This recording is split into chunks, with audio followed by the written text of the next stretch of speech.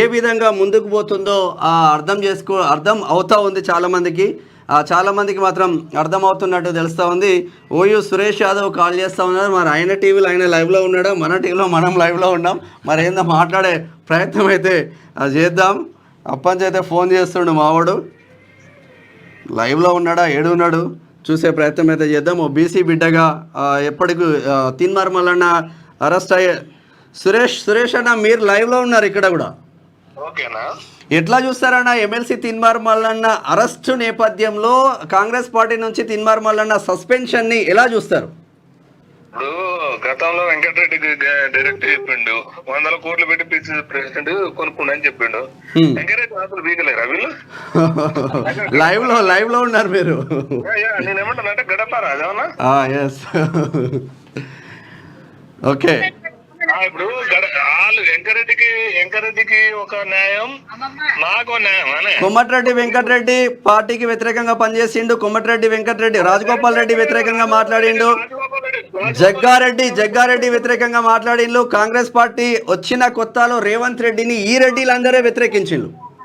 అదే ఏమంటానంటే రాజగోపాల్ రెడ్డికి డైరెక్ట్ వెంకరెడ్డి ఓటు ఏమన్నా, నేను ఆ రోజు బీజేపీ కోసం గెలుపు కోసం తిరిగిన సోయి ఉండాలి కదా, మరి వెంకరెడ్డిని ఎందుకు సస్పెండ్ చేయలేదు అది చెప్ప రాదు. అయ్యే షోకాజ్ నోటీసులు కూడా రెడ్డిలకు ఎందుకు ఇస్తలేరు?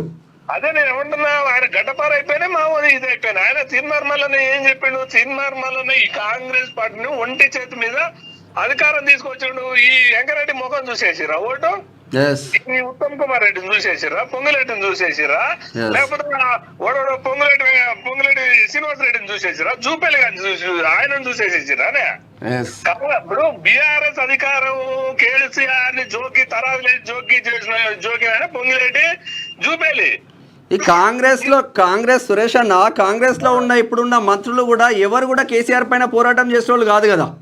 నేను అదే మొత్తుకుంటున్నా, జైలు జీవితం గడిపి 100 రోజులు జైలు జీవితం గడిపి 100 కేసులు పెట్టుకొని బిడ్డలకు భార్యలకు దూరమైనటువంటి వ్యక్తులు, అది బీసీ బిడ్డలు అలా మెయిన్ గా తీన్మార్ మల్లన్నే. మరి సోయి ఆడపోయింది, వెంకరెడ్డి ఆడపోయినాడు, అన్నో పండి నా తమ్ముడు కోటేరి గెలిచినాక అందరం బీజేపీ పోతాం అన్న విషయం అన్నది వాస్తవం కాదా? మరి బీజేపీ పోతాం గెలిపించుకోవాలి అన్నది వాస్తవం కాదా? మరి ఎందుకు చర్యలు తీసుకోలేదు అది చెప్పి మీరు.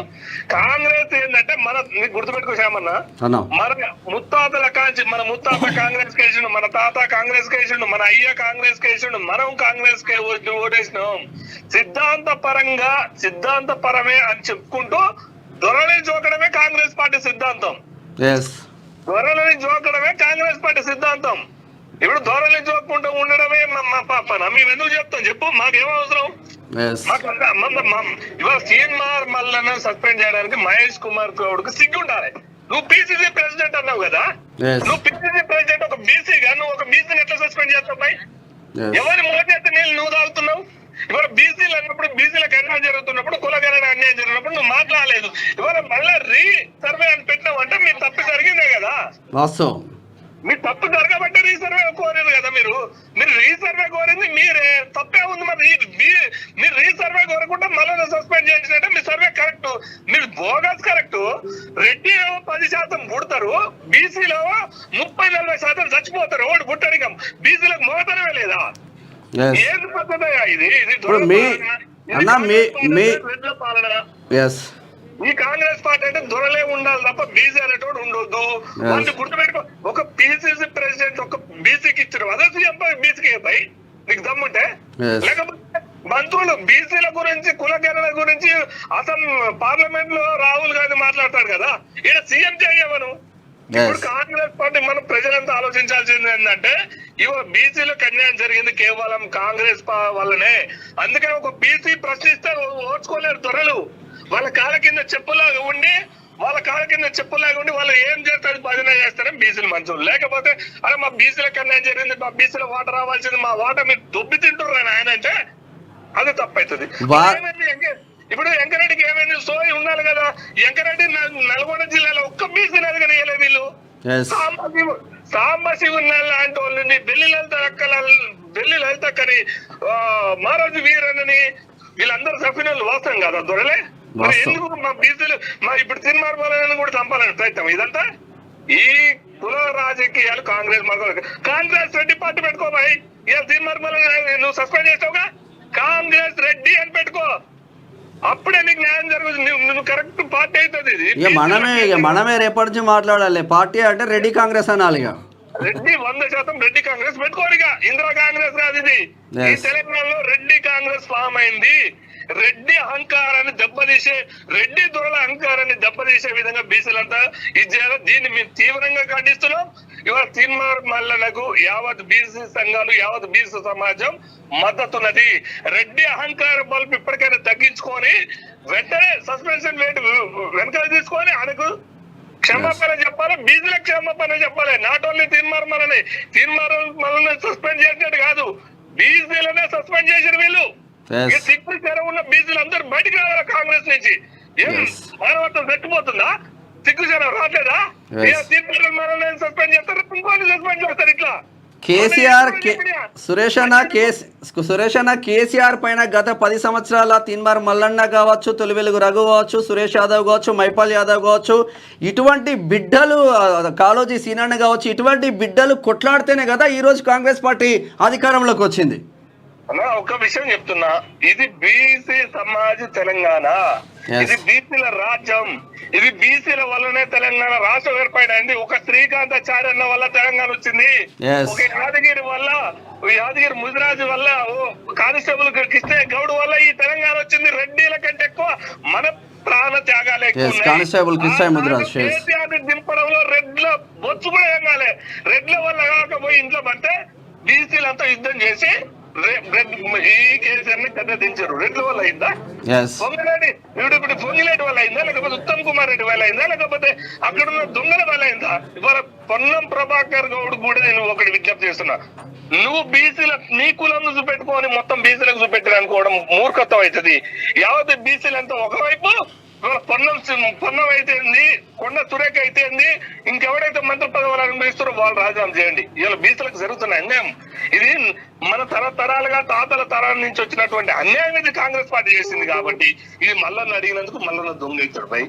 మరి మీరేమవుతారు? పట్టు రండి, చర్చకు రండి. మీరు దొంగల, మీ తాతలు దొంగల, మీ తండ్రులు దొంగల తేల్చుకుందాం. మేము దొంగలమని తేల్చుకుందాం. అందుకంటే బీసీలో ఎప్పుడైతే నేను గుర్తుపెట్టుకున్నా, బీసీలు ఎప్పుడైతే చైతన్యవంతం అయ్యారో కాంగ్రెస్ తట్టుకోలేకపోతుంది. ఎందుకంటే రేపు ఉన్న మంత్రి పదవులంతా కాంగ్రెస్ కు ఇచ్చుకోవాలి, కాంగ్రెస్ డబ్బులలోనికి ఇచ్చుకోవాలనే ఉద్దేశం ఉంది తప్ప బీసీలకు ఇవ్వాల్సిన ఆలోచన లేదు. కాబట్టి మళ్ళా తీర్మార్ మల్లన్న ఎక్కడ ప్రశ్నిస్తున్నాడు అని చెప్పేసి బీసీలు చైతన్యం ఏడవుతున్న భయంతోనే ఇవాళ మంత్రి పదవుల కోసం ఈ దొంగలు ఒక మల్లనే సస్పెండ్ చేయడం జరిగింది.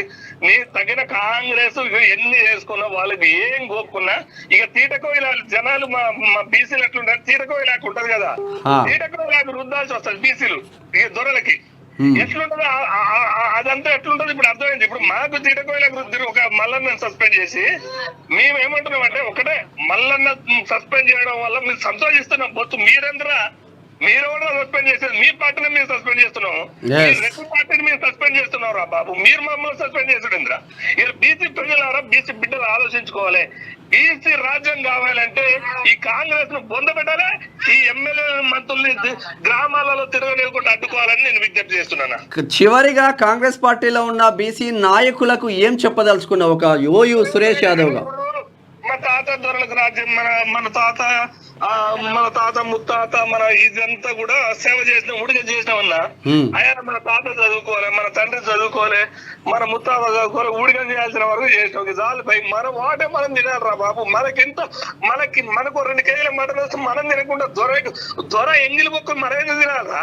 మనకు వచ్చిన మాట మనం తినాలి కదా రా. మనకు 2 కేజీల మటన్ వస్తే మనమే తిన్నాం, 3 కేజీలు వస్తే 3 కేజీలు తిన్నాం. కానీ వాడు చీకేసిన బొక్క మనం ఎందుకు తినాలి రా భయ్? అందుకనే బీసీ సమాజం ఆలోచించాలి. తీర్మార్ మల్లన్న ఒక వ్యక్తిగతంగా ఫైట్ చేయలే, యావత్ బీసీల కోసం ఆలోచించిండు, యావత్ బీసీల గురించి ఫైట్ చేసిండు.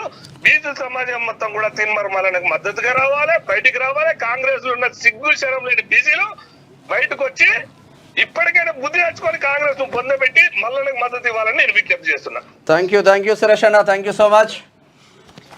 తీన్మార్ మల్లన్న టీం భద్రాద్రి